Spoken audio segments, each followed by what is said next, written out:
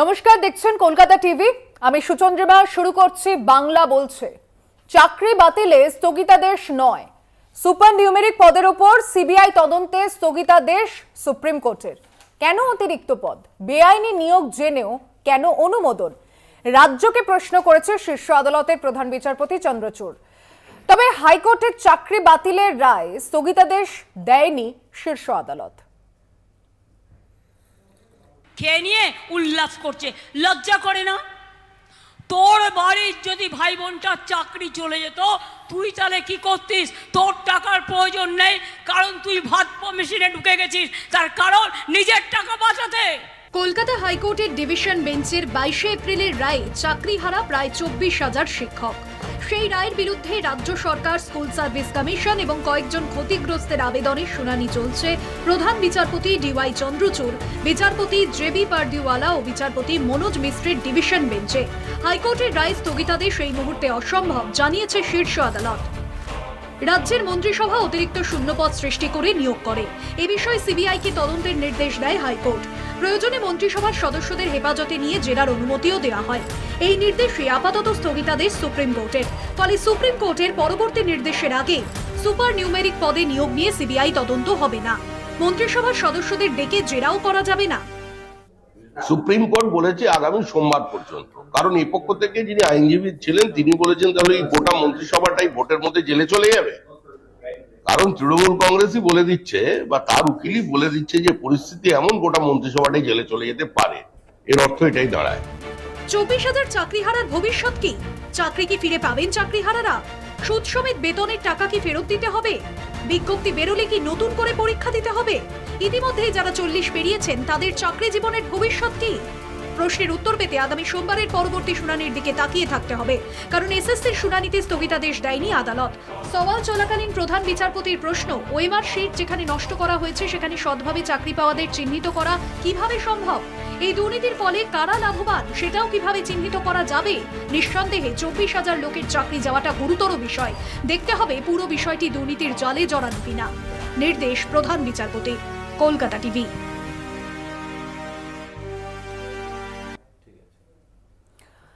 আমরা আজকে বাংলা বলছে শুরুতেই অন্তত এসএসসি নিয়ে যে আশা করা হয়েছিল, রাজ্য সরকার, এসএসসি কমিশন সুপ্রিম কোর্টের দ্বারস্থ হয় এবং আজ সেই রায় যেখানে চাকরি বাতিলের স্থগিতাদেশ নয় শীর্ষ আদালত জানিয়ে দিয়েছে। কিন্তু যে প্রশ্ন উঠেছে সেটা খুবই গুরুত্বপূর্ণ। বেআইনি নিয়োগ জেনেও কেন এই অনুমোদন দেওয়া হলো? এক, কেন অতিরিক্ত পদ? দুই, রাজ্যকে শীর্ষ আদালতের এই প্রশ্নের মুখে পড়তে হয়েছে। সুপার নিউমেরিক পদের উপর সিবিআই তদন্তে স্থগিতাদেশ সুপ্রিম কোর্টের। আলোচনাটা খুবই গুরুত্বপূর্ণ। আমি প্যানেলে যারা রয়েছে তাদের সঙ্গে শুরুতেই এই বিষয় নিয়ে আজকে আলোচনায় আসছি। তবে শুধুমাত্র এসএসসি নয়, সন্দেশখালীর বিষয়ের দিকেও আমরা নজর রাখবো। তবে শুরুতেই প্রাথমিকভাবে আমি আলোচনা শুরু করছি আজকে সুপ্রিম কোর্টে এসএসসি মামলার এই রায় নিয়ে। আমার সঙ্গে তৃণমূল কংগ্রেসের বক্তা রয়েছেন মৃত্যুঞ্জয় পাল, স্বাগত জানাচ্ছি আপনাকে। বিজেপির বক্তা এখন আমাদের মধ্যে এসে উপস্থিত হয়নি। কংগ্রেসের বক্তা রয়েছেন অনিন্দ রায়চৌধুরী, স্বাগত জানাচ্ছি আপনাকে।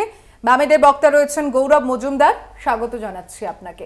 আমি শুরুতেই মৃত্যুঞ্জয়ের কাছে জানতে চাইছি, আজকে যে রায় এসেছে তাতে কতটা আপনাদের কাছে প্রত্যাশা তো আপনারা রেখেই ছিলেন যে চাকরিহারাদের অবশ্যই এটার একটা প্রতিদান তারা পাবে।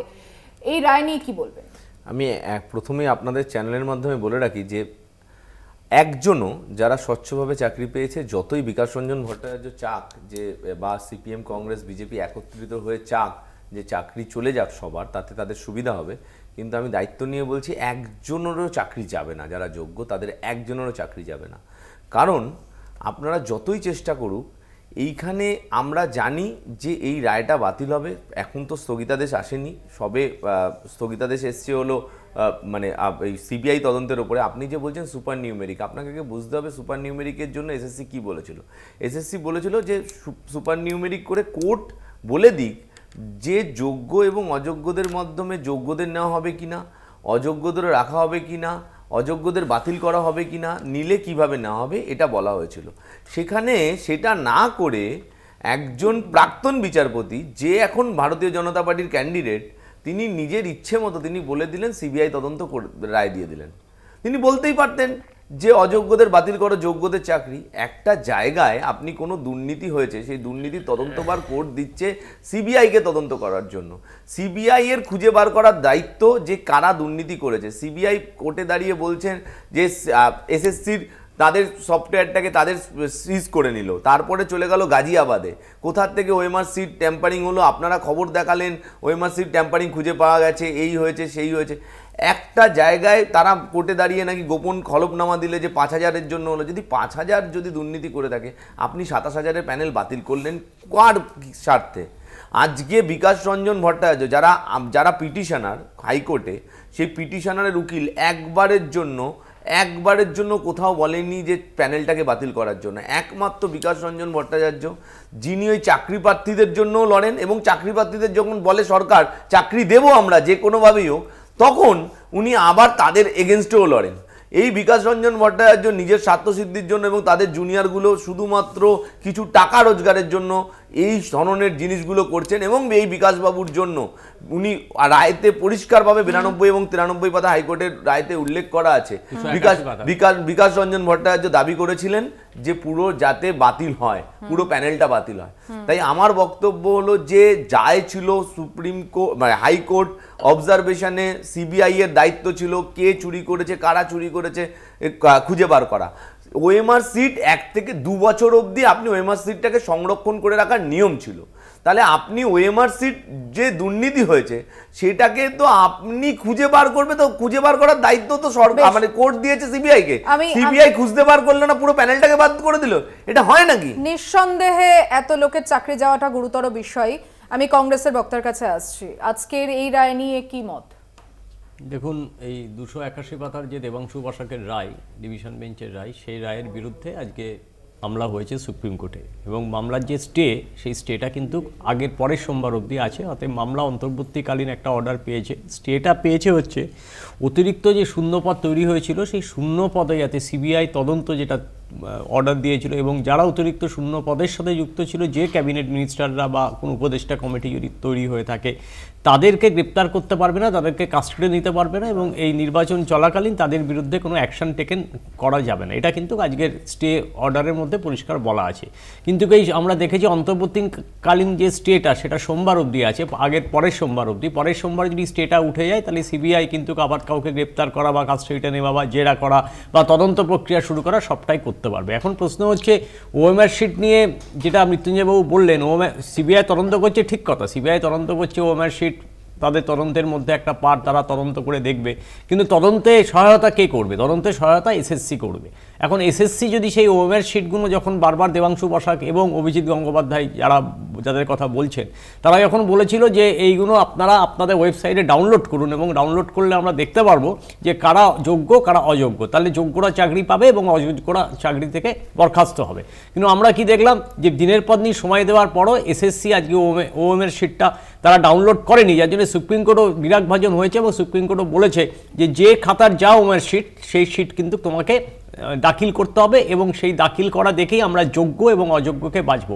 আসলে মুশকিল কি, চাল আর কাঁকড় মিশে গেছে। এখন কাঁকড় মিশিয়েছে হচ্ছে চালের মধ্যে তৃণমূল কংগ্রেস, মাননীয় মুখ্যমন্ত্রী মমতা বন্দ্যোপাধ্যায়। এখন এই কাঁকড় বাছার দায়িত্ব হাইকোর্টের না, তো কাঁকড় বাছার দায়িত্ব কার? কাঁকড় বাছার দায়িত্ব সিবিআই এবং এসএসসি। এবং আমি আপনাকে তথ্যহীন ভাষায় বলি, দুর্নীতিটা হয়েছিল অ্যাকচুয়ালি বাক কমিটির রিপোর্ট। বাক কমিটির রিপোর্টেই এখানে দুর্নীতি যে হয়েছে এটা পরিষ্কারভাবে বোঝা যায় যে মেয়াদ উত্তীর্ণ হওয়ার পরও 381 জনকে এসএসসি পরীক্ষার্থীদের সুপারিশপত্র দেওয়া হয়। সেখানে 222 জনের না ছিল ওয়েটিং লিস্ট, না ছিল লিখিত পরীক্ষার কোনো খাতা, তারপরেও তাদের চাকরির সুপারিশ করে এই পার্থ চট্টোপাধ্যায়। এবং তিনি যে অনুমোদনের ভিত্তিতে উপদেষ্টা কমিটি করেছিলেন, তার মধ্যশিক্ষা পর্ষদের চেয়ারম্যান ছিলেন কল্যাণময় গঙ্গোপাধ্যায়, এবং ওই কমিটির প্রধান ছিলেন শান্তিপ্রসাদ সিংহ। এবং দুটো এই যে উপদেষ্টা কমিটি, এই উপদেষ্টা কমিটিটাই যে পুরো বেআইনি প্রক্রিয়া, এবং উপদেষ্টা কমিটি এইভাবে তৈরি করা যায় না, এটা কিন্তু তথ্যহীন ভাষায় আজকেও সুপ্রিম কোর্ট বলে দিয়েছে। উত্তরে আসবো, একটা ছোট্ট বিরতির সময় হয়েছে, ফিরছি এক্ষুনি বাংলা বলছেতে, সঙ্গে থাকবেন। ফিরে এলাম বিরতির পর, দেখছেন বাংলা বলছে, আমি সুচন্দ্রিমা রয়েছি আপনার সঙ্গে। আমাদের মধ্যে বিজেপির বক্তা সুপ্রিয় ঘোষ এসে উপস্থিত হয়েছেন, স্বাগত জানাচ্ছি আপনাকে সুপ্রিয়। আমি আসছি আপনার কাছে, আমি গৌরবের কাছে আগে যাব। এক তো এই রায় কি মত, আর দ্বিতীয়ত হচ্ছে মন্ত্রিসভার সদস্যদের ডেকে জেরাও করা যাবে না, এই বিষয়টাও খুব গুরুত্বপূর্ণ কি মনে হচ্ছে?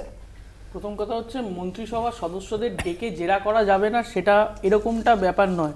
আগামী সোমবার অবধি অন্তর্বর্তীকালীন একটা স্টে দেওয়া হয়েছে সুপার নিউমেরিক পোস্ট, আর মন্ত্রিসভার বা যারা এর সঙ্গে জড়িত তাদের ইমিডিয়েটলি কোনো তাদের ওপর এফেক্ট হবে না। এটার ওপরে আমার কথা হচ্ছে যে এখানে তৃণমূলের প্রতিনিধি অনেক কথা বললেন, কিন্তু দেশের সুপ্রিম কোর্টের চিফ জাস্টিস তিনি বলেছেন সরকারিভাবে চুরি হয়েছে এবং সিরিয়াস ফ্রড। সুপ্রিম কোর্টের প্রধান বিচারপতি বলছেন এটা। হ্যাঁ কি সরকারিভাবে চুরি হয়েছে এই কথাটা বলেন? সরকারিভাবে চুরি হয়েছে এবং সিরিয়াস ফ্রড। আমাকে বলতে দাও, তোমার বলার কথা বলিনি, মিথ্যে কথা বলি। এক দুই হচ্ছে যে 17 রকম ভাবে চুরি হয়েছে, 17 রকম পদ্ধতিতে টাকা চুরি করেছে, চাকরি বিক্রি হয়েছে, এটা সুপ্রিম কোর্ট বলেছে। তিন বিষয়টা হচ্ছে যে এখানে এসএসসি বলছে তাদের কাছে ওএমআর শিট নেই, তাদের মিরর কপিও নেই, কিন্তু আবার দেখা যাচ্ছে একজন পরীক্ষার্থী তিনি আরটিআই করেছিলেন, আরটিআই করে তার ওএমআর শিট তিনি পেয়েছেন। তাহলে তিনি যদি ওএমআর শিট পেতে পারেন তাহলে বাকি ওএমআর শিটগুলো কোথায় গেল, কোথায় লুকিয়ে রাখা হয়েছে? সুপ্রিম কোর্ট বা হাইকোর্টও বলেছে যে এসএসসি যোগ্য অযোগ্যদের কেন আলাদা করছে না, কোথায় বাধাটা কোথায়? কেন যোগ্য যারা অযোগ্য যারা তাদের আলাদা করা, তাদের নামের লিস্ট আলাদা করা হচ্ছে না? আসলে এই সরকারটা হচ্ছে যে একটা দুর্নীতিগ্রস্ত, একটা চোরেদের সরকার। তারা চায় না যে পশ্চিমবাংলার ভবিষ্যৎ, পশ্চিমবাংলার যারা চাকরি প্রার্থী যারা চাকরি পাক এবং চাকরি পেয়ে তারা স্কুলে যাক বা তারা নিজেদের ভবিষ্যৎ গড়ে তুলুক, পশ্চিমবাংলার সরকারটা চায় না। যদি সরকারটা চাইতো তাহলে আজকে দাঁড়িয়ে এসএসসি বা রাজ্য সরকার এই চুরি দুর্নীতি থেকে বাঁচবার জন্য সুপ্রিম কোর্ট হাইকোর্ট কেন দৌড়াদৌড়ি করছে? কেন এত লক্ষ লক্ষ টাকা হচ্ছে যে খরচ করছে? কেন পিটিশন দায়ের করছে?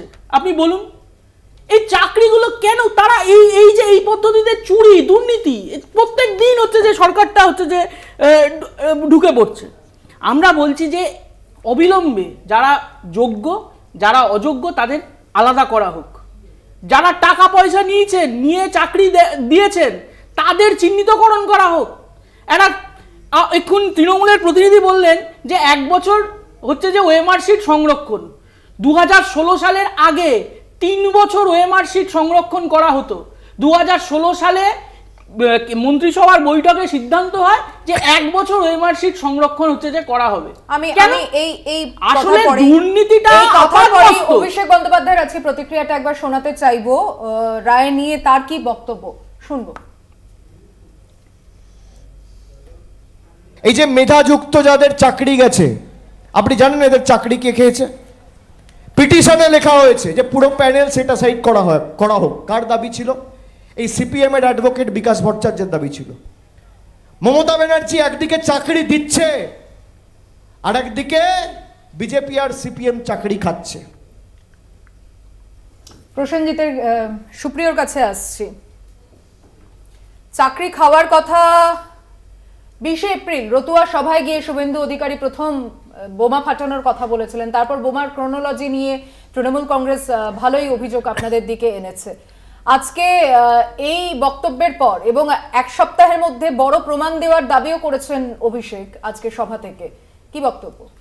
দেখুন, অভিষেক বন্দ্যোপাধ্যায় তার দলীয় কর্মীদেরকে কিভাবে উদ্বুদ্ধ করবেন সেটা তার ব্যক্তিগত ব্যাপার। আমার কাছে যদি খুব ভুল খবর না থাকে ওনার বিরুদ্ধে একটা আদালত অবমাননার একটা বিষয় উঠে এসছে, আজকেই আমরা দেখলাম। প্রধানমন্ত্রীর বিরুদ্ধে আসতে পারে, আমি ওনারটা যেহেতু ওনাকে নিয়ে প্রশ্ন করি সেই জন্যই বললাম আর কি। তো তিনি কিভাবে এটাকে বিচার করবেন তিনি দেখবেন। আজকের আদালতের পরিষ্কার করে যে যতগুলো কথা ওখানে বলা হয়েছে তার মধ্যে খুব স্পেসিফিক কথা হচ্ছে ভয়ঙ্কর দুর্নীতি হয়েছে, এটা কোর্ট বলেছে। সেটা কি তিনি অস্বীকার করছেন? যদি তিনি অস্বীকার করেন আর সব যদি বিজেপির চক্রান্ত শুভেন্দু আগে থেকে জেনে গেছে যেটা ওনারা বলার চেষ্টা করেন, আপনি এই প্রশ্নটা করলেন, তাহলে কোর্টে যেহেতু এই মামলাটার সাথে সাথে রাজ্য সরকারের আইনজীবীরা গেছেন, তাহলে ওনার বিরুদ্ধে কোর্টে গিয়ে এটা বলুক না যে শুভেন্দু অধিকারী আগে থেকে জানছেন, শুভেন্দু অধিকারী বলার পরেই এই ঘটনাগুলো করছে, তার নামে একটা করুন। কেন করছেন? দেখুন, পাবলিকলি একটা পারসেপশন তৈরি করার জন্য রাজনৈতিক দলের নেতা হিসাবে তিনি একজন সর্বভারতীয় তৃণমূল কংগ্রেস বলেন, কিন্তু আঞ্চলিক তৃণমূল কংগ্রেসের তিনি তো নেতা, তো তিনি তার মতো করে ব্যাখ্যা করবেন, এটাই স্বাভাবিক। কোর্টের আমাদের ওই সোমবার পর্যন্ত মোটামুটি এটা দেখতে হবে। আরও এই যে বিষয়গুলো আছে, আরেকটা কথা এখানে ওই যতদূর আলোচনা শুনলাম সেটার পরিপ্রেক্ষিতে একটা কথা উঠে এসছে যে যোগ্য চাকরি মানে প্রার্থী যারা, তাদেরকে কিভাবে ঝালাই বাছাই করা হবে। নিশ্চিতভাবেই বিজেপির পক্ষ থেকে আমি দায়িত্ব নিয়ে কথা বলছি, এটা আমরা কোনোদিনও চাইবো না বা আমরা চাইও না। আমাদের রাজ্য সভাপতিরা বারবার বলেছেন যে কোনোভাবেই যোগ্য প্রার্থী যারা তাদের চাকরি চলে যাক, এটা আমরা চাই না। কিন্তু এটাও তার সাথে সাথে সত্যি যে দুর্নীতিটা তো হয়েছে। আপনি যদি প্রথম ধাপগুলো দেখেন, যখন প্রথম এই ঘটনাগুলো আসে, সেই ঘটনাগুলো আসার পর মমতা দেবী আমাদের মাননীয় মুখ্যমন্ত্রী তিনি বারবার করে তার যে ডিনায়াল মুড, তিনি সমস্তটাকে উড়িয়ে দেওয়ার চেষ্টা করেন প্রত্যেকটা কাণ্ডে। তার পরবর্তীকালে ধীরে ধীরে ধীরে ধীরে আস্তে আস্তে বলা হয় দলের সাথে যুক্ত নয়। পার্থ চট্টোপাধ্যায় যখন যুক্ত হলো, পার্থ চট্টোপাধ্যায়কে বলা হলো ব্যক্তিগত স্তরে তিনি দুর্নীতি করে থাকতে পারে। এই ঘটনাগুলো আমরা দেখেছি।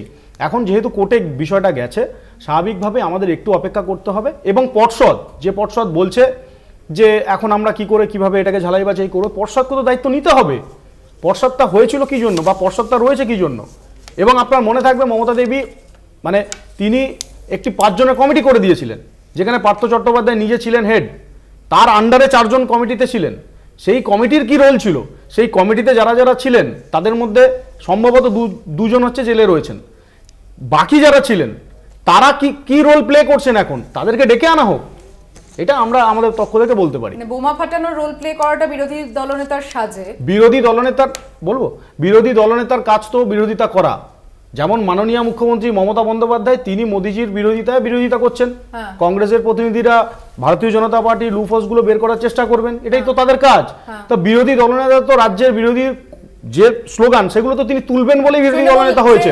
এবং তিনি তো বিরোধী বলছে, আমি মৃত্যুঞ্জয়ের বক্তব্যটা নিই, পরিকল্পনা মাফিক বাংলা দুর্নাম করার চেষ্টা হচ্ছে। এই তো আমরা প্রথমেই আমি বললাম এটা তো ঘটনাই পরিকল্পনা মাফিক। প্রথম কথা হলো আপনার চ্যানেলে বসেও পরিকল্পনা মাফিক হচ্ছে। প্রথম কথা হলো বামফ্রন্টের যে প্রতিনিধি উনি বক্তব্য রাখার সময় যেই কথাগুলো বলেছেন, একটা কথাও সুপ্রিম কোর্টের প্রধান বিচারপতি আজকে বলেনি, একটা কথাও বলেন। কিন্তু আপনার চ্যানেলে এসে বলে দিচ্ছেন, বলতে গেলে প্রতিবাদ করলে বলছেন আপনার সময় তো বলিনি। আজকে সুপ্রিম কোর্টে খুব অল্প সময়ের জন্য শুনানি হয়েছে, খুব অল্প সময়ের জন্য, তাতে আরো কিছু পার্টি ট্যাগ হতে চেয়েছে। আজকে বিচারপতি সেখানে বলেছেন এসএলপি ক্যাটাগরাইজ করে সবাইকে নিয়ে নেক্সট হিয়ারিং এ শুনবেন। এইটা আজকে হয়েছে, খুব অল্প সময়ের জন্য হয়েছে। আপনারা এই যদি দেখে থাকেন, সেখানে চাকরি দুর্নীতি হয়েছে, এই হয়েছে, 17 রকম ভাবে দুর্নীতি হয়েছে, একবারের জন্য কোথাও প্রধান বিচারপতি বলেনি, কোথাও বলেনি। আমি বলিনি, বলা হয়নি, কিন্তু এখানে চ্যানেলে বসে বলে দেওয়া যায়, বলা হয়েছে, মিডিয়ার সামনে বলে দেওয়া যায়। আচ্ছা, 19,000-এর চাকরি যে অযোগ্য, যেগুলো অযোগ্য চলে গেছে, এই যে বলছেন এসএসসি বিচার করবে, এসএসসি করা উচিত ছিল, একবারও কি ডিভিশন বেঞ্চ এসএসসি কে বলেছিলে যে আপনারা হলফনামা দিন, এফিডেভিট দিন, জমা দিন, যে কারা মানে যোগ্য কারা অযোগ্য? একবারের জন্য বলেনি। আচ্ছা, যদি বলার পরও ডিভিশন বেঞ্চ যদি বলতো এবং এসএসসি যদি এফিডেভিট না দিত, তার জন্য কি আদালত অবমাননার কোনো কেস হয়েছে? একবারের জন্য হয়নি। আপনি এসএসসি কে বললেন না 2 বছর, আজকে ওএমআর সিট যদি জালিয়াতি করা হয়ে থাকে প্রমাণটা কি করতে হবে? কোর্টে দাঁড়িয়ে তো প্রমাণ করতে হবে। মিডিয়াতে বলে দিলাম এ হয়েছে, বিকাশ রঞ্জন বাবু বলে দিল আমার হয়েছে, এটা তো পাড়ার চায়ের দোকান নয়, কোর্টটাকে তো পাড়ার চায়ের দোকান বানাতে পারে না। দায় তো সিবিআই। আমি তো প্রথমেই বললাম, আপনার যে যারা নতুন করে পরীক্ষা দিতে হবে কিনা, এই ধোঁয়াশাগুলো তো দিনে দিনে বাড়ছে না। দেখুন, এই যে এইগুলো তো আসবো গৌরবের কাছেও আসছে। একটা ছোট্ট বিরতির সময় হয়েছে, ফিরছে এক্ষুনি বাংলা বলছোতে, সঙ্গে থাকবেন। ফিরে এলাম বিরতির পর। আমি খুব সংক্ষেপে শেষ করব মৃত্যুঞ্জয়। দেখুন, আমি আবারও বলছি এই দ্বিচারিতার কথা। দেখুন, যারা চাকরি যারা বলছে পুরো প্যানেলটা বাতিল করে দিতে, তাদেরই আবার এবিটিএ বলছে যারা চাকরি চলে গেছে তাদের হয়ে আমরা আবার লড়বো, সুপ্রিম কোর্টে যাব। এই যে দ্বিচারিতা, আজকে বিজেপি বলছে, শুভেন্দু অধিকারী বলছে বোমা ফাটাবো, উল্লাস করছে চাকরি যাওয়ার জন্য, আবার সুকান্ত বাবু বলছেন না যারা যোগ্য চাকরি গেছে তাদের পাশে দাঁড়াবো। আসলে যোগ্য আর অযোগ্যদের চাকরি গুলিয়ে দিয়ে আজকে হাইকোর্ট কোনো কথা না শুনে শুধুমাত্র বিকাশ রঞ্জন ভট্টাচার্যের কথায় পুরো প্যানেলটা বাতিল করেছে। আজকে অভিজিৎ গঙ্গোপাধ্যায় জোড়া ফলায় এই যে রাজ্য সরকারকে বেধার জন্য গৌরবের কথা অনুযায়ী বা যদি অনিন্দদার কথা, আমি আরেকটা উদাহরণ দিলে স্পষ্ট হয়ে যায় ব্যাপারটা। একটা লাইন বলছি যে জানুয়ারি মাসে অভিজিৎ বাবু, মানে যে আগে বিচারপতি ছিল এখন বিজেপির প্রার্থী, সেই অভিজিৎ গঙ্গোপাধ্যায় উনি জানুয়ারি মাসে 65 জনের চাকরি দিয়েছিল এই ওয়েটিং লিস্ট থেকে। সেই 65 জনের চাকরি কিন্তু এই ডিভিশন বেঞ্চের রায়তে চলে গেল। তাহলে কার রায়টা ঠিক, কার রায়টা ভুল? এটা তো এখন প্রশ্ন, এটা তো কার রায়টা ঠিক, কার রায়টা ভুল? অঙ্কিতার চাকরি ববিতা পেল, ববিতা ভুল করে পেল, আবার ববিতার চাকরিটা অনামিকা পেল, কিন্তু অনামিকার চাকরিটাও চলে গেল এই রায়তে। এই জিনিস চলতে পারে না। শুধুমাত্র বিকাশ রঞ্জন ভট্টাচার্য আর বিজেপি সিপিএম এরা নেক্সাস করে এই এক হয়ে এই নেক্সাসের মাধ্যমে সবার চাকরি যাচ্ছে। আপনাদের কাছে জোড়া ফলা মানে একটা সন্দেশখালী একটা এসএসসি, কিন্তু তারপরও এই রাজ্যে প্রচারে যখন এসে প্রধানমন্ত্রী যখন প্রচারে আসছেন, অমিত শাহ প্রচারে আসছেন, সেই মেরুকরণ, তাহলে কি কোথাও এই মানে সমীকরণের ব্যাপারটা ঘেটে যাচ্ছে? অনিন্দদা, হ্যাঁ, এবার কথা হচ্ছে মৃত্যুঞ্জয়ের বক্তব্য শুনে আমার মনে হচ্ছিল যে ও সুপ্রিম কোর্টের যিনি প্রধান বিচারপতি তার থেকেও এই আইন বেশি বোঝে, যদিও আইনের সার্টিফিকেট নেই। না আমি কিছু বলবেন না, তার মানে যারা আইনের ছাত্র না তারা প্যানেলে আসতে পারবে না। কলকাতা টিভি এরকম একটা নোটিশ জারি করুক, তাহলে তৃণমূল কংগ্রেসের যারা আইনজীবী আছে প্যানেলে আছে তাদের আমরা পাঠাবো। সিরিয়াস বিষয় নিয়ে আলোচনা হচ্ছে, সার্কাসম না মজা করছে তো অনিন্দ বাবুই। না, তা এখন কথা হচ্ছে যখন কোনো পিটিশন সুপ্রিম কোর্টে যদি অ্যাডমিট হতে হয়, অ্যাডমিট হওয়ার সময় 2 থেকে 3 মিনিট টাইম দেওয়া হয় এসএলপি যখন আপনার মুভ করতে হয়, এবং এসএলপি সবসময় ডিভিশন বেঞ্চে হয় এবং চিফ জাস্টিসের ঘরে হয়, সেখান থেকে ডিটারমিনেশন ওয়াইজ অন্য ঘরে পাঠানো হয়। চিফ জাস্টিস দেখেছে যে মামলাটা প্রচণ্ড সিরিয়াস, এবং সিরিয়াস বলেই নিজের কাছে রেখেছে, এবং একটা ইন্টারিম স্টে উনি বলতে পারতেন যে দেবাংশু বসাক যে অর্ডার দিয়েছে সম্পূর্ণ অর্ডারটা ভুল, এবং সেই অর্ডারটাকে আমরা মান্যতা দেবো না, এই অর্ডারটাকে ওনারা ভেকেট করে দিতে পারতেন, কিন্তু সুপ্রিম কোর্ট সেটা করলো না। কিন্তু সুপ্রিম কোর্ট করেছে যে রাজ্য সরকার আইনজীবী বলেছে যে ভোটের আগে সিবিআইকে যদি একটা এত ক্ষমতা দিয়ে দেওয়া হয় দেবাংশু বসের অর্ডারের বেসিসে, তাহলে সিবিআই ফাটাফাট অনেককে অ্যারেস্ট করতে পারে এবং রাজনৈতিক প্রতিহিংসা চরিতার্থ করতে পারে। সেই কারণে মাননীয় বিচারপতি তার উপরে কনভিন্সড হয়েছেন এবং কনভিন্সড হয়ে তার উপরে স্টে দিয়েছে। যেহেতু ম্যাটারটা সাবজুডিস এবং পেন্ডিং ম্যাটার, সেই ব্যাপারে এখন কি অর্ডার দেবে এবং ভবিষ্যতে এই মামলা কোথায় গিয়ে দাঁড়াবে এটা কিন্তু বলা খুব মুশকিল। তবে ইনিশিয়ালি যা প্রসিডিওর হয়েছে বা ইনিশিয়াল যা প্রসিডিং হয়েছে, দুপক্ষের বক্তব্যই শুনেছেন, শোনার পর এবং এসএসসির রাজ্য সরকারের থেকে শুরু করে যারা যারা চাকরি গেছে যোগ্য চাকরি প্রার্থী প্রত্যেকেরই শুনেছেন। এখন মুশকিল হচ্ছে এই যে চালটা ছিল সেই চালটায় কাঁকড়কে মেশানো। রাজ্য সরকার তার দায়িত্ব অস্বীকার করতে পারে, মুখ্যমন্ত্রী তার দায়িত্ব অস্বীকার করতে পারেন না। কারণ শিক্ষা দপ্তর মুখ্যমন্ত্রী দেখেন, মুখ্যমন্ত্রী যদি 294টা সিটে ক্যান্ডিডেট হন এবং মুখ্যমন্ত্রী যদি বলেন আমায় দেখে ভোট দেওয়া, যে যোগ্য প্রার্থী অযোগ্য প্রার্থী নিয়ে কথা হচ্ছে, আজকে অযোগ্য প্রার্থীরা যাদেরকে করা হয়েছিল, যারা চাকরি পেল, তাদের বিরুদ্ধে কেন কলকাতা পুলিশ বা বেঙ্গল পুলিশ কেন ব্যবস্থা নেয়নি? কেন কলকাতা হাইকোর্টে মামলা করতে দেওয়া হয়েছিল? কেন তার জন্য সিবিআই ইনকোয়ারি ইনভেস্টিগেশনের অর্ডার হয়েছিল? আসলে মাননীয় জানেন কারা কারা দুর্নীতি করেছে। আমি তো বলছি মৃত্যুঞ্জয় বাবুর বাড়িতেও আপনি যদি সিবিআই আসে সেখানেও ওএমআর শিট পেতে পারেন, আমি আশা রাখবো, হয়তো যদি থাকে আপনি দিয়েও দেবেন। আর সেই জায়গায় সিট আছে, আমি জানি না আছে কিনা, আমি আশা করতে পারি। মানে ব্যক্তিগত আক্রমণ করে কোনো লাভ হয়? তো এখন হচ্ছে আপনার টিআরপি বাড়তে পারে মনে হয় যে আপনার আপনি বলে নিন, আমি অনিন্দ, আপনি মৃত্যুঞ্জয় না। না না, আপনি যে কথাটা বলছেন ব্যক্তিগত, তাহলে আপনি সুপ্রিম কোর্টে গিয়ে বলুন মৃত্যুঞ্জয় বাবুর বাড়িতে আছে। না, আপনি আগে বলতে হবে, আপনি যখন আক্রমণ করেছেন, না আপনি যখন আক্রমণ করেছেন এটা এখানে ক্লিয়ার করে দিতে হবে। তাহলে আপনি না, আপনি হলফনামা দিয়ে তাহলে বলুন এই অসভ্যতামিগুলো চ্যানেলে বসে করেন, এই অসভ্যতামিগুলো করেন বলে আপনাদের শূন্য হন পশ্চিমবঙ্গে। যদি মৃত্যুঞ্জয় পালের বাড়িতে থাকেন, রোজ রোজ কোর্টে গিয়ে বলেন, আপনি তো উকিল, আপনি একটা পিটিশন দিন যে মৃত্যুঞ্জয় পালের বাড়িতে ওই মাস সিট আছে। না, আপনি আপনার নাম বলছেন, সকাল চলাকালীন প্রধান বিচারপতির যে গুরুত্বপূর্ণ প্রশ্নগুলো সামনে এসেছে তার মধ্যে এটাও যে গুরুত্বপূর্ণ, যেভাবে যেখানে ওএমআর শিট নষ্ট করা হয়েছে সেখানে সৎভাবে এই যে চাকরি পাওয়াদের চিহ্নিত করা কিভাবে সম্ভব? সেটা তো দেবাংশু বসাক মাননীয় বিচারপতি তিনি তো তার রায় বলেছেন যে আলাদা করতে হবে, এসএসসিকেই দায়িত্ব নিতে হবে। কেন এসএসসি বিষয়টাকে এড়িয়ে যাচ্ছেন, কার নির্দেশে? এখন কথাটা হচ্ছে যে তৃণমূলের প্রতিনিধি অনেক কথা বলছিলেন, বাক কমিটির রিপোর্টই তো পরিষ্কার কিভাবে চুরি দুর্নীতি হয়েছে। বাক কমিটির রিপোর্ট তো আর সিপিএম করেনি, বাক কমিটির রিপোর্ট তো আর মাননীয় বিচারপতি দেবাংশু বসাক করেননি বা সুপ্রিম কোর্টের প্রধান বিচারপতি করেননি। বাক কমিটির রিপোর্টে ছত্রে ছত্রে লেখা আছে কিভাবে দুর্নীতি হয়েছে। 1, 2, এই যে টেন্ডার দেওয়া হয়েছিল নাইসাকে, একদিন সেই দিনকেই একটা বদ্ধ ঘরের মধ্যে টেন্ডার, আবার নাইসা আবার তার একটা কোম্পানিকে সেই টেন্ডার হস্তান্তর করেছিল। কেন, কিভাবে সরকারি টেন্ডার এরকমভাবে হয়? এই পদ্ধতি সরকারি টেন্ডার দেওয়ার। 5 জনের কমিটি করেছিলেন মুখ্যমন্ত্রী, তার মধ্যে এসপি সিনহা তিনি ছিলেন, পার্থ চট্টোপাধ্যায় ছিলেন, সুবিরেশ বাবু ছিলেন। আজকে দেখুন এই সুবিরেশ বাবু, মানিক ভট্টাচার্য, শান্তি প্রসাদ সিনহা, আপনার পার্থবাবু সব জেলে। দুর্নীতির টাকা কোথা থেকে হচ্ছে যে ওই ফ্ল্যাটগুলোতে পাওয়া গেল টাকা, তৃণমূল কংগ্রেসের কাছে কোনো উত্তর নেই। তৃণমূল কংগ্রেস বলছিলেন পাড়ার ক্লাবে নাকি এসব হয়। আসলে মুখ্যমন্ত্রী তো ভেবেছিলেন যে হাইকোর্ট, সুপ্রিম কোর্ট সবই তিনি হচ্ছে যে চালাবেন, যেরমভাবে হচ্ছে যে রাজ্য সরকারের পুলিশ প্রশাসন হচ্ছে যে যেরমভাবে চালান, তিনি বুঝতে পারেননি যে এখনো আইনের শিরদাঁড়াটা শক্ত আছে। আসলে এই দেখবেন আজকেই তিনি তুই-তুকারি করছিলেন হচ্ছে যে একটা জনসভা থেকে, যে তুই চাকরি দিবি। আরে চাকরি দিন, কেউ বারণ করেনি, যোগ্যদের চাকরি দিন।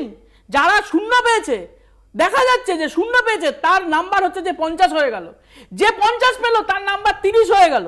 এটা দুর্নীতি না? এই দুর্নীতির বিরুদ্ধে কথা বলা যাবে না? এই দুর্নীতির বিরুদ্ধে কোর্টে যাওয়া যাবে না? এখন তৃণমূল কংগ্রেস দুর্নীতি করবে আর সেই দুর্নীতিকে হচ্ছে যে মান্যতা দেওয়া হবে, মান্যতা দিলেই সবাই ভালো। ভোটের মুখে এই দুর্নীতির প্রসঙ্গে যদি এরকম প্রসঙ্গ উঠতেই থাকে, লাভবান কারা হচ্ছে? ভোটের মুখে বিষয় নয়, সারা বছর ধরে এই কাজ চলছে, দুর্নীতির বিরুদ্ধে লড়াই সারা বছর ধরে, ভোটের মুখে বিষয় নয়। আমি একটা কথা বলি, ওয়ার্ক এডুকেশন এবং ফিজিক্যাল এডুকেশনের এই যে বলছেন, ওয়ার্ক এডুকেশন ফিজিক্যাল এডুকেশনে যারা চাকরি যোগ্য ঠিক করে ইন্টারভিউ নিয়ে প্যানেল কোথায় পোস্টিং হবে সেই অর্ডার চলে এসছে, তারা গিয়ে সাংবাদিক সম্মেলন করে বলেছে যে এই বিকাশ রঞ্জন ভট্টাচার্যরা তার জুনিয়ররা আবার মানে এগেইনস্টে কেস করে যাতে তাদের নিয়োগপত্র না হয়, তাদের এগেইনস্টে আবার না না সেরকম না, এটা বলা হয়েছে। এটা আমাদের আমরা অসত্য কথা বলছি না, তাহলে চাকরি প্রার্থীরা বলছেন, যারা চাকরি প্রার্থীরা বলছেন, ওয়ার্ক এডুকেশন ফিজিক্যাল এডুকেশনের লোকরা বলছেন। আমরা সাংবাদিক সম্মেলন করিনি। দ্বিতীয় কথা হলো এই যে সিপিএম এর চাকরি পাওয়ার যোগ্য তারা চাকরি পাক, আর যারা হচ্ছে যে শূন্য পেয়েছে তারা বলেছে কত লক্ষ টাকা নিয়েছে, এখনো অবধি তারা কত লক্ষ টাকা নিয়েছে সেটা বলেছে। পরবর্তী শুনানির দিকে তাকিয়ে থাকতে হচ্ছে, যদি না তার আগে বিজেপির কেউ আবার কোনো বোমা ফাটায়, সেরকম যদি কোনো ক্রোনোলজি না থাকে, তাহলে আমি এই প্রসঙ্গে সুপ্রিয়র কাছে আসছি। একটা ছোট্ট বিরতি নিয়ে ফিরছি এক্ষুনি বাংলা বলছেতে, সঙ্গে থাকবেন। উকিলও বলেছে এবং ফিরে এলাম বিরতির পর। বিরতিতে যাওয়ার আগে আমি সুপ্রিয়র কাছে বলে গিয়েছিলাম, নন্দীগ্রামের সভার ক্ষেত্রেও শুভেন্দু অধিকারীর মুখেও দেখা গেছে যে এসএসসি তো পেলি ঝাঁকি হ্যায়, এরপরেও আরো অনেক কিছু বাকি হ্যাঁ বলে তিনি যে এই বোমাটা ফাটিয়ে দিয়েছেন। সোমবারের মধ্যে নতুন কি হতে পারে, আপনাদের কি জল্পনা? আপনাদের প্রতিবেদন অনুযায়ী বা আপনি এখানে যা প্রশ্ন উঠলো যে বোমা ফাটাবেন শুভেন্দু অধিকারী, বা উনিই বলেছেন যে বোমা ফাটাবেন। একটা বোমা আমরা দেখেছিলাম সন্দেশখালী নিয়ে, তৃণমূল কংগ্রেস থেকে শুরু করে তাদের উচ্চতর নেতৃত্ব, নিচুতর নেতৃত্ব সবাই বলেছিলেন শুভেন্দু এর পিছনে চক্রান্ত। আজকে সন্দেশখালী নিয়ে কি হচ্ছে আমরা সকলে চোখের সামনে দেখতে পাচ্ছি। দ্বিতীয় কথা হচ্ছে এই যে পরবর্তী যে বোমার কথা যেটা বলা হচ্ছে, দেখুন এসএসসি নিয়ে আমরা আবার একটা কথা বলে, প্রথমে এই কথা বললাম, ভারতীয় জনতা পার্টি বারবার এই কথা বলেছে, যোগ্য প্রার্থী যারা চাকরি পেয়েছিলেন এই মর্মে তাদের চাকরি চলে যাক, আমরা কোনোদিনই কোনো পার্টি চায় না। দ্বিতীয় হচ্ছে কিন্তু এটাও বাস্তব যে মোটামুটি অনেক ক্ষেত্রে আমরা দেখতে পেয়েছি যে এখানে দুর্নীতি হয়েছে এবং আজকে সুপ্রিম কোর্ট সেটা বলেছে। আমার একটা প্রশ্ন, মৃত্যুঞ্জয় বারবার ডিফেন্ড করছে, সব ঠিক আছে, আমার এই যে সুপার নিউমারি যে পোস্ট, এটা তৈরি করার দরকার কেন পড়লো? এটা কি ইল্লিগাল বলেছে তো? এটা কেন না ইল্লিগাল তো কোর্ট বলছে। এটা নিয়ে আমি প্রথম পর্বে আমার উত্তর দিয়েছি, তুমি তখন ছিলে না, তবু আবার বলবো এটা দরকার কি ছিল। হ্যাঁ বলো একটু, এটা দরকার কি ছিল? তার মানে কি রাজ্য সরকার জানতো কোথাও অযোগ্য চাকরি প্রার্থীদের আমরা চাকরি দিয়েছি? তাদের সাথে মানে ভুল হয়েছে এটা। আর এসএসসি আজকে যতদূর আমি জানি, এসএসসি আজকে এটা সুপ্রিম কোর্টে স্বীকার করেছে যে আমরা যোগ্য এবং অযোগ্য এই দুটোকে আমরা আলাদা করতে পারবো। তাহলে এসএসসি হাইকোর্টে বলেনি কেন? ও যেরকম প্রশ্নটা করলো, হাইকোর্ট একবারও জানতে চায়নি, তাহলে এসএসসিরও তো একটা দায়িত্ব আছে, তারা তো পর্ষদ, তারা তো বলতে পারতো যে আমরা এটাকে আলাদা করতে পারছি, তাহলে দুধ কা দুধ পানি কা পানি ওই দিনই হয়ে যেত, সুপ্রিম কোর্টে যাওয়ার নবতই আসতো না, তাহলে শুভেন্দু অধিকারীও আসতো না, সুকান্ত মজুমদারও আসতো না, এখানে প্রথম কথা হলো শুভেন্দু অধিকারী যে বোমা ফাটানোর কথা বলেছে, আমরা দেখতে পারলাম নিমাই দাসের বাড়িতে বোমা ফাটেছে, যে প্রার্থী ছিল বিজেপির, আবার কার কার বাড়িতে বিজেপির বোমা ফাটবে আমরা জানি না, ফাটতেই পারে শুভেন্দু যখন বলছে। দ্বিতীয় কথা হলো যে এই যে বলা হচ্ছে সুপার নিউমেরিক যে পোস্টটা, সেটা সুপ্রিম কোর্ট মানে প্রথম কথা জানতে হবে, প্রথমবার বলার পরে এসএসসি হলফনামা দিয়ে বলছে আপনার যদি মনে হয় আমরা এইটাকে উইথড্র করে নিচ্ছি। উইথড্র করা যদি হয়ে যেত তাহলে চাকরি দেওয়ার প্রসিডিওরটাও মানে চালু হতে পারতো। যারা বসেছিল, যারা বলছে যারা যোগ্য, সেখান থেকে ওয়েটিং লিস্টে চাকরিটা। কিন্তু এই যে অভিজিৎ বাবু, যিনি আগে বিচারপতি ছিলেন, এখন বিজেপির প্রার্থী, তিনি ওনার মনে হলো যে সিবিআই দিয়ে দিয়ে সুপার নিউমেরিক বলেনি। তুমি শুনে নাও, তুমি জানতে চাইলে তো এসএসসি পরিষ্কার বলেছিল হলফনামা দিয়ে, প্রথম হলফনামাটায়, যে আপনি ঠিক করে দিন কারা যোগ্য কারা অযোগ্য, এবং যোগ্য অযোগ্যের মাধ্যমে আপনি কাদের এই চাকরি দেব রাখবো না তুলে দেবো। এটা তো প্রশ্ন উঠছে, এটাই তো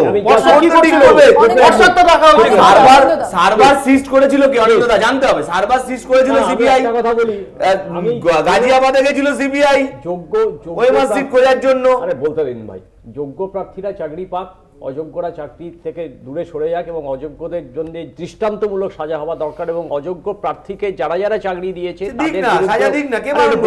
আরে কি আশ্চর্য, তাদেরকে কাস্টাডি নেওয়া হোক। এক, 2 নম্বর, দেখুন কেউ আমরা এখানে যারা প্যানেলে ডিসকাশন করছি এসি ঘরে বসে, তারা বুঝতে পারছি কিনা আমি জানি না যে যারা যোগ্য প্রার্থী তাদের চাকরি চলে যাবার যন্ত্রণাটা কি। এই যন্ত্রণার জন্য দায়ী কে? যন্ত্রণার জন্য দায়ী যেমন সিবিআইও আছে, কারণ সিবিআই ইনভেস্টিগেশন করে কি তথ্য দিয়েছে, খামবন্দি খামে, এই মুখবন্ধ খামে, সেটা আমরা জানি না। ঠিক তেমনই যে এই চালে কাকড় মিশিয়েছিল, সেই কাকড় বাছার দায়িত্ব কেন এখন নেবে না? সিপিএম তো কাকড় মেশায়নি, সরকার কাটছিল, কংগ্রেস তো কাকড় মেশায়নি। এবার যখন এই দুর্নীতি হয়েছিল তখন কিন্তু শুভেন্দু অধিকারীও তৃণমূলে ছিল। এখন শুভেন্দু অধিকারীকে কেন এই স্ক্যানারের মধ্যে আসা হবে না? পুরো প্যানেলটা বাতিল হয়ে গেল সিপিএম এর সাথে জোট বলে কি কান্না না। এবার প্রশ্ন হচ্ছে যে লোকগুলো সুপ্রিম কোর্ট যদি আজকে বুঝতো যে দেবাংশু বসাকের অর্ডারটা ইল্লিগাল, এবং এই অর্ডারের মধ্যে ছত্রে ইল্লিগালিটি আছে, তাহলে সুপ্রিম কোর্ট পুরো অর্ডারটাকে স্টে দিতে পারতো। কিন্তু সুপ্রিম কোর্ট পুরো অর্ডারটাকে স্টে এখনো অবধি দেয়নি। তার মানে সুপ্রিম কোর্ট এই ধারণা পোষণ করেছে যে শুধু সিবিআই এনকোয়ারির ক্ষেত্রে তাকে স্টে দিয়েছে, কিন্তু এই যে বাকি 26,200 না 700 কত জনে, তাদের ক্ষেত্রে স্টে দেয়নি। অতএব সুপ্রিম কোর্ট মান্যতা দিয়েছে আজকে দেবাংশু বসাকের এই জাজমেন্টটা। কি করে আপনি বুঝে গেলেন? এটা কোনো কথা? এটা দেওয়ার মানে এত অল্প ভোটের মধ্যে কোথাও যাতে তৎপরতা না বাড়ে, সেটাও কি? হ্যাঁ, এটাই সরকারি। সেটা হচ্ছে যে এই যে সুপার নিউমেরিক পোস্ট নিয়ে আলোচনা হচ্ছিল, আপনি দেখুন একটা সরকার তার সংবিধানের প্রতি ওত নিয়ে সেই সরকারটা চালাচ্ছে, সেই সরকার তার ক্যাবিনেট মিটিংয়ে বসে দুর্নীতি যে কিভাবে হবে তার সিদ্ধান্ত গ্রহণ করছে। যে বাতিল হয়ে যাওয়া যাদের অযোগ্য চাকরি, তাদের কি করে চাকরিতে রাখবে, সরকার ক্যাবিনেটে বসে হচ্ছে যে সিদ্ধান্ত গ্রহণ করছে। বিচারপতি সুপার নিউমেরিক পোস্ট থেকে এক মিনিট তুমি জেনে নাও, তুমি অনেক সুপার নিউমেরিক পোস্ট থেকে আমি জানি না কিছু। আরে ক্যান্সারে আক্রান্ত একজনের চাকরি দিয়েছে, সুপার নিউমেরিক পোস্টে তো দিয়েছে। আরে শোনো না, আচ্ছা ক্যান্সারে আক্রান্ত চাকরিটা কি করে হলো? এই যে উত্তর দেয় না। তুমি চুপ করে বসো না, একটা দিয়ে দাও। সমাজের চাকরিটা কে দিল?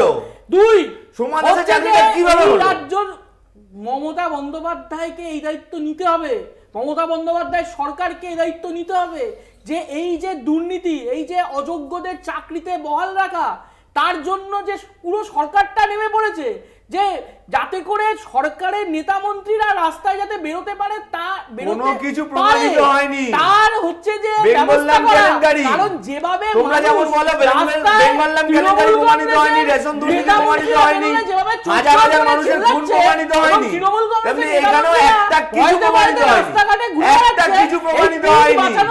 চেঁচামেচি করলে কিচ্ছু হবে না, একটা কিছু প্রমাণিত হয়নি, হচ্ছে যে এই দেখাচ্ছেন একটা কিছু প্রমাণিত হয়নি। কিন্তু হচ্ছে যে তুমি এসব কিছু করো না, প্রমাণিত হওয়ার আগে এসব করে লাভ নেই। সরকার ভেবেছিলেন যে হাইকোর্ট সুপ্রিম কোর্টকে কিনে নেবেন, যেভাবে পুলিশ প্রশাসনকে তারা চালান, মমতা বন্দ্যোপাধ্যায় সরকার, মমতা বন্দ্যোপাধ্যায় ভেবেছিলেন যে সবকিছু হচ্ছে যে তিনি একেবারে সবকিছু ঠিক করে দেবেন। সুপ্রিম কোর্টের রায়টা আসুক না, তাহলেই তো হয়ে যাবে।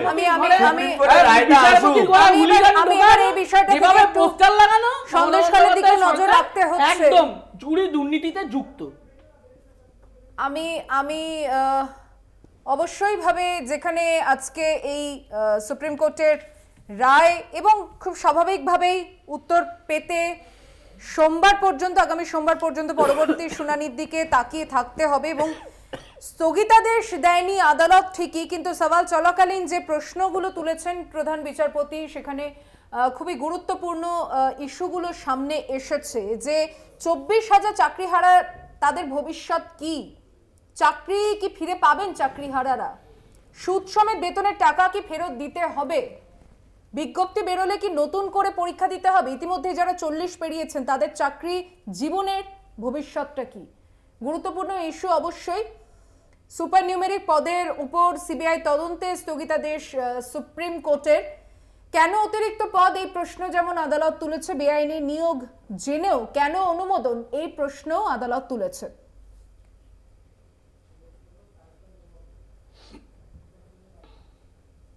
আইনজীবী বিকাশ রঞ্জন ভট্টাচার্যের প্রতিক্রিয়া আমাদের কাছে রয়েছে এই প্রসঙ্গে। তার কি বক্তব্য একবার শোনাবো।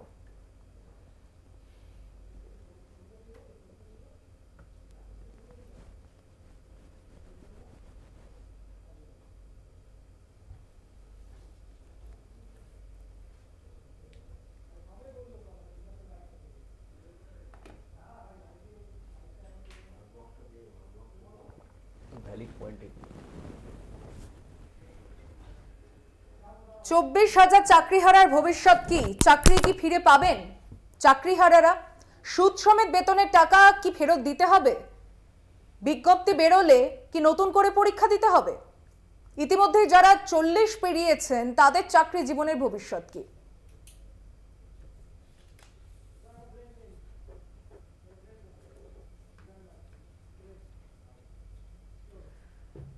আমি আজকে একটা বিরতি নিয়ে ফিরছি, সঙ্গে থাকবেন। ফিরে এলাম বিরতির পর। সুপ্রিম কোর্টে পিছল সন্দেশখালী মামলার শুনানি। সিবিআই তদন্ত চলবে, মামলা মুলতবির জন্য তদন্ত থমকে থাকবে না, সাফ জানালো শীর্ষ আদালত। রাজ্য কেন বিশেষ কিছু ব্যক্তিকে আড়াল করার চেষ্টা করছে? শুনানি চলাকালীন প্রশ্ন আদালতের। গরমের ছুটির পর মামলার পরবর্তী শুনানি।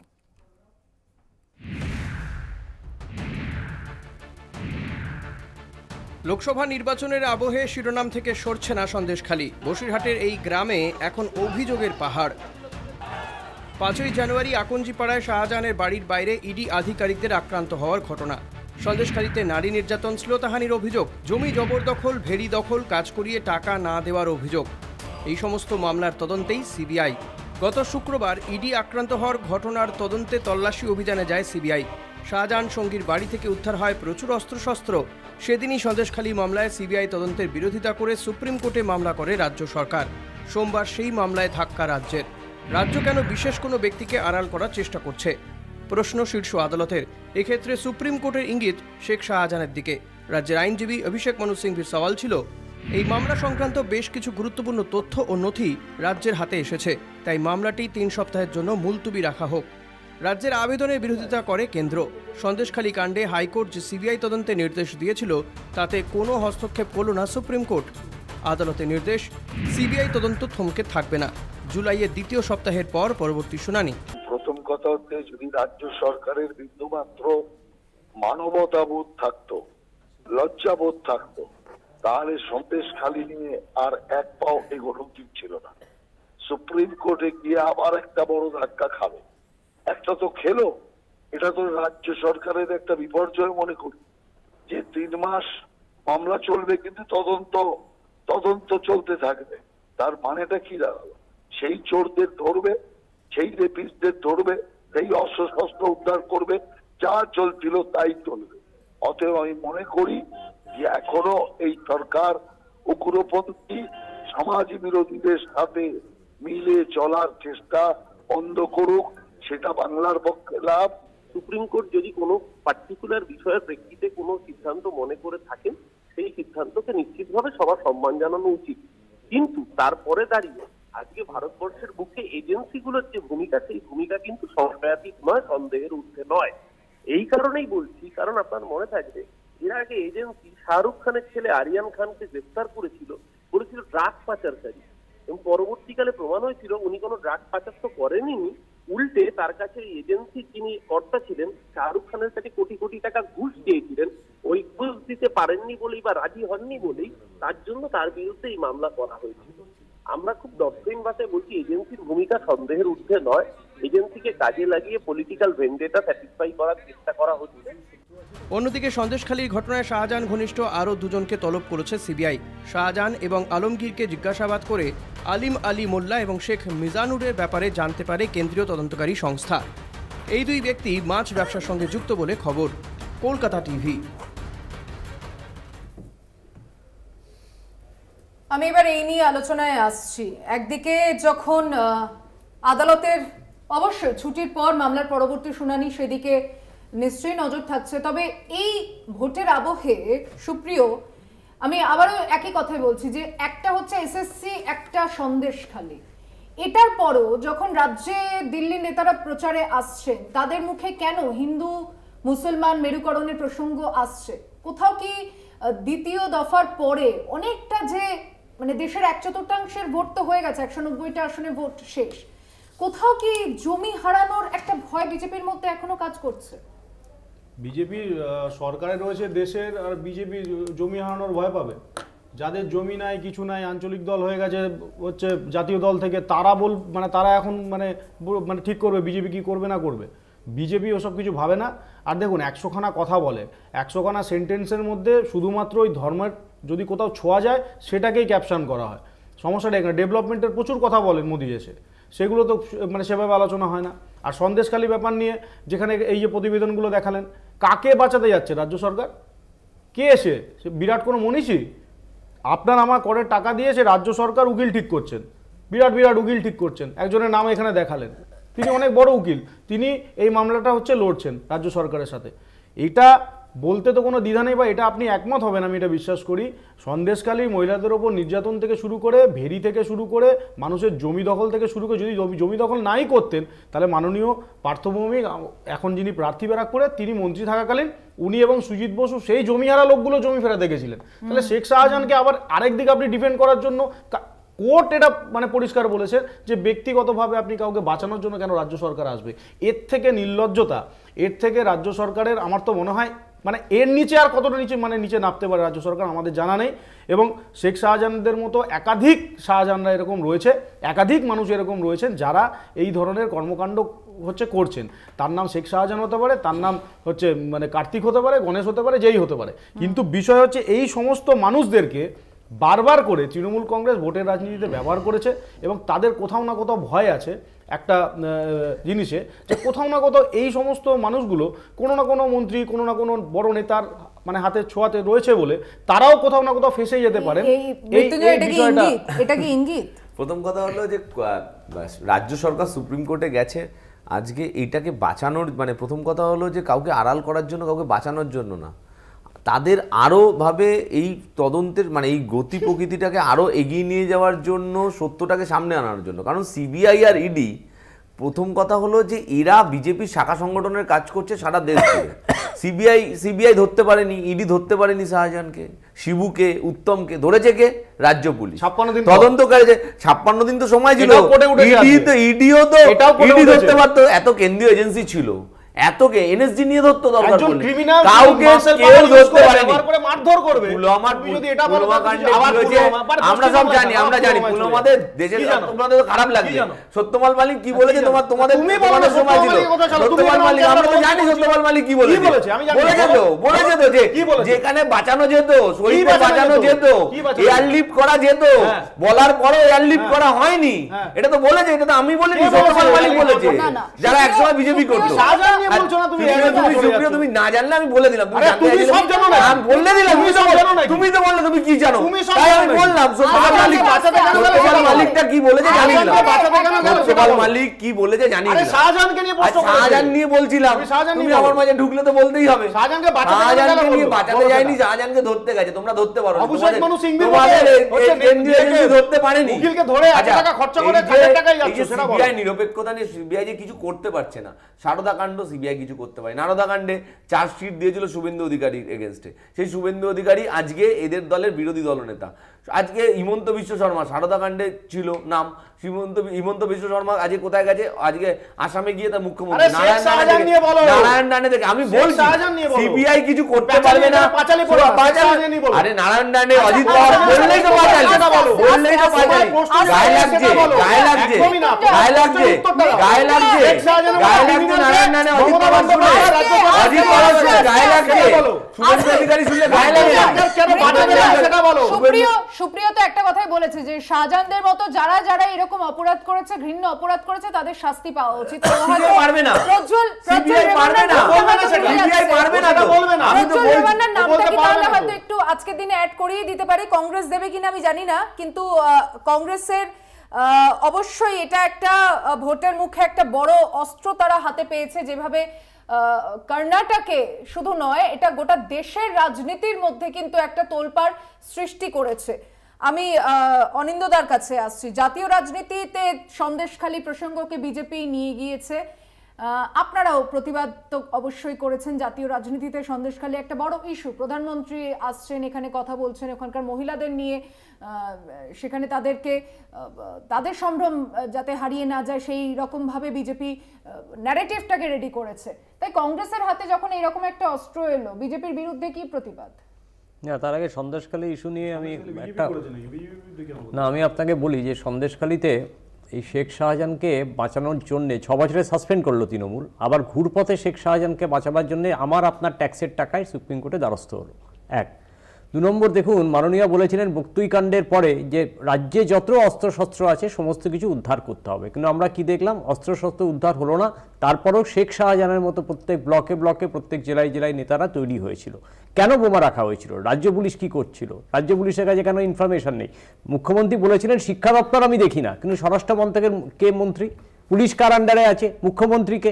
কেন উনি দেখলেন না? কেন উনি ব্যবস্থা নিলেন না? ওখানকার এসপি ওসির বিরুদ্ধে কেন কোনো অর্ডার হলো না, কোনো পদক্ষেপ হলো না? তার উত্তর কোনো নেই।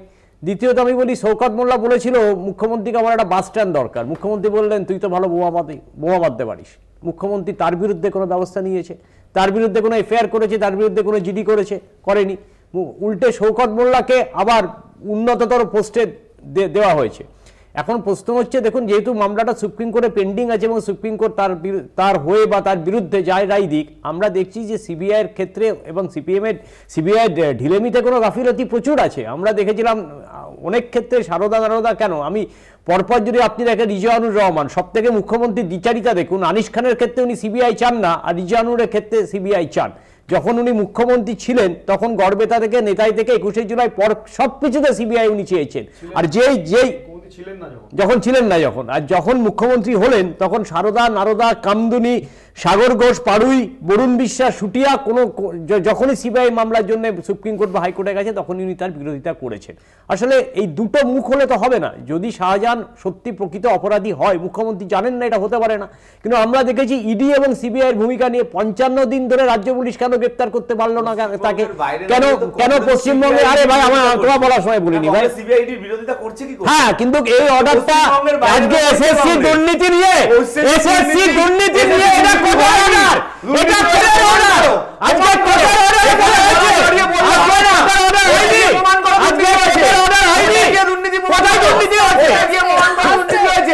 রাহুল গান্ধীর বিরুদ্ধে অভিযোগ আমরা করে গেছি, সেই অভিযোগগুলো আমরা করে গেছি, ওটা আমরাও করে গেছি। মুখ্যমন্ত্রী বলেছিল এখানে যেতে কিছু হবে না।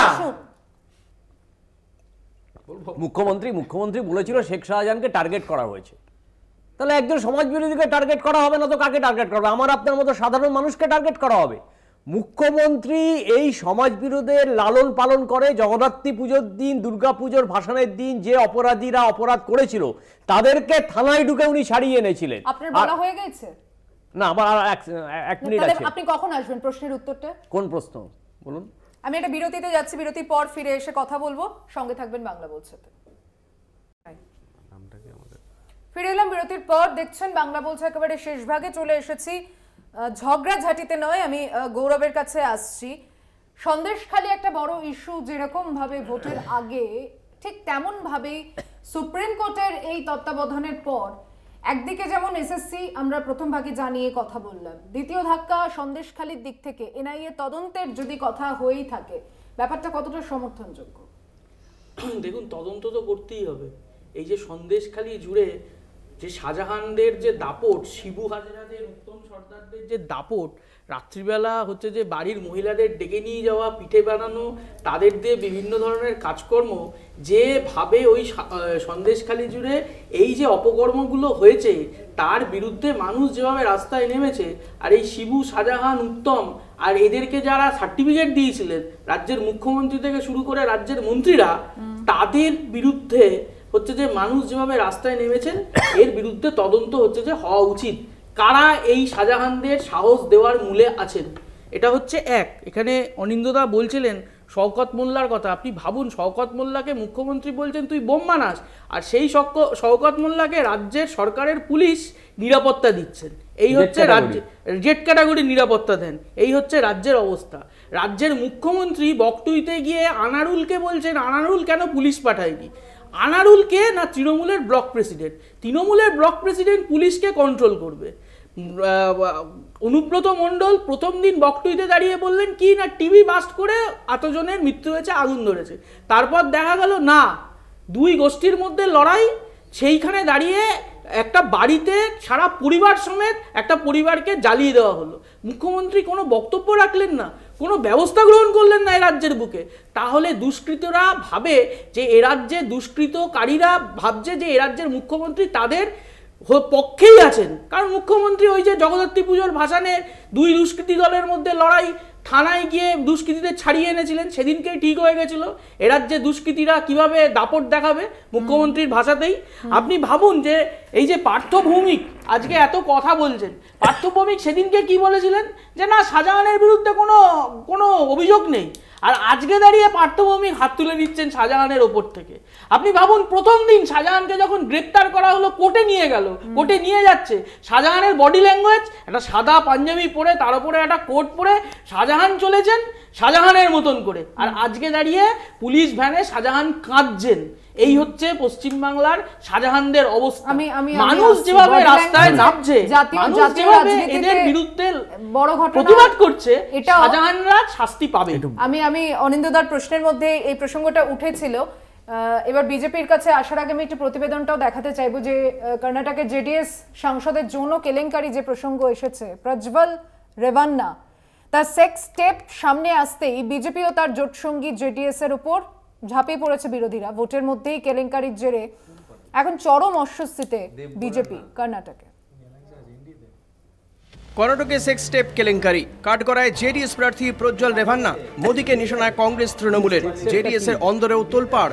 কর্ণাটকে এনডিএর সহযোগী দল জেডিএস এর প্রার্থী প্রজ্জ্বল রেভান্নার বিরুদ্ধে গুরুতর অভিযোগ। মহিলাদের যৌন হেনস্থা করে তার ভিডিও তোলার অভিযোগ রয়েছে এইচডি দেবেগৌড়ার নাতি রেভান্নার বিরুদ্ধে। 26শে এপ্রিল দ্বিতীয় দফা ভোটের পর থেকেই বেপাত্তা অভিযুক্ত। কর্ণাটকে হাসান কেন্দ্রের এই প্রার্থী বেঙ্গালুরু বিমানবন্দর থেকে জার্মানি ফ্রাঙ্কফুর্টে পালিয়েছে বলে সূত্রে খবর।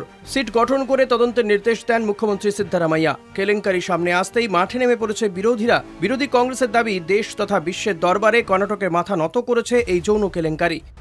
কংগ্রেসের দাবি, 2023 ডিসেম্বরেই রাজ্যের বিজেপি সভাপতি BY বিজেন্দ্রকে রেভান্নার কীর্তি কাহিনী নিয়ে চিঠি লিখে জানান দলের এক নেতা দেবরাজে গৌড়া। বিষয়টি মোদী বা অমিত শাহেরও অজানা নয় বলেও দাবি কংগ্রেসের।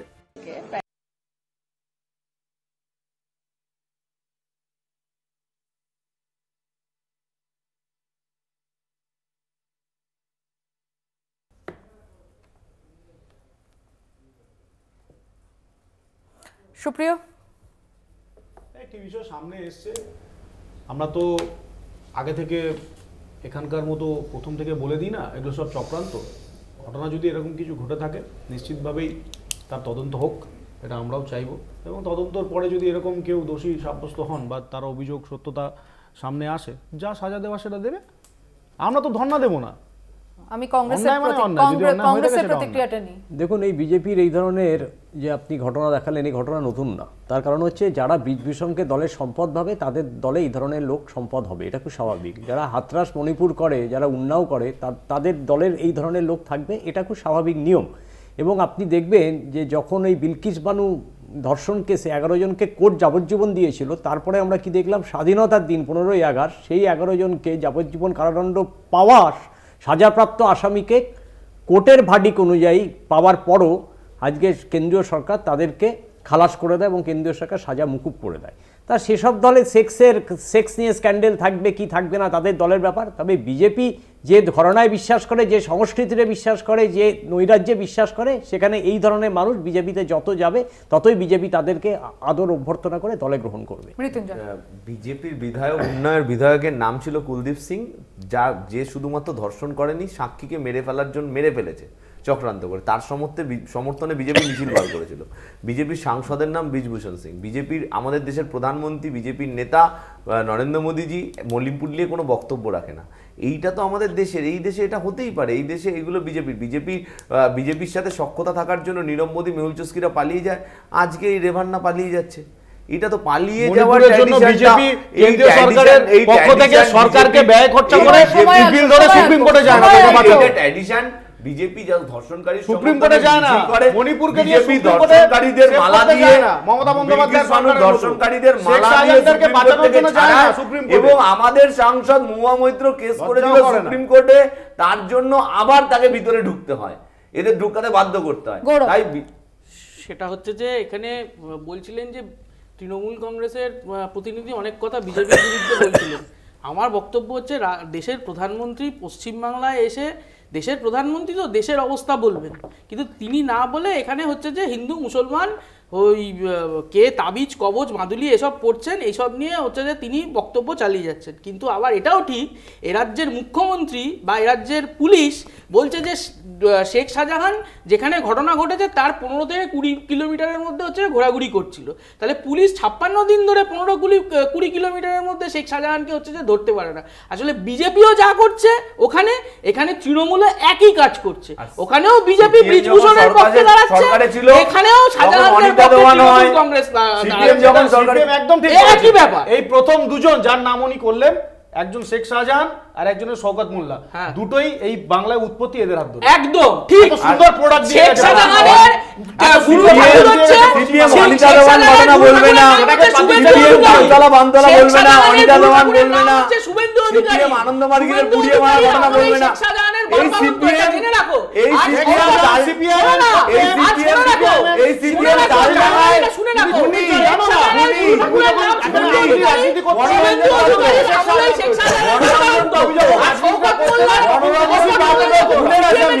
তার নামে যে অভিযোগ করতে তৃণমূল নিয়ে নিয়ে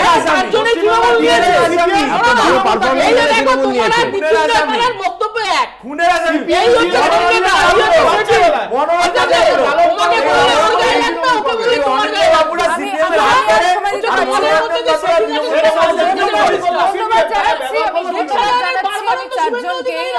অনুষ্ঠানে আসার জন্য ধন্যবাদ। এতক্ষণ যারা টেলিভিশনের ওপরে আমাদের এই অনুষ্ঠান দেখছিলেন, গুরুত্বপূর্ণ বিষয়গুলো আমরা আলোচনা করলাম আজকে।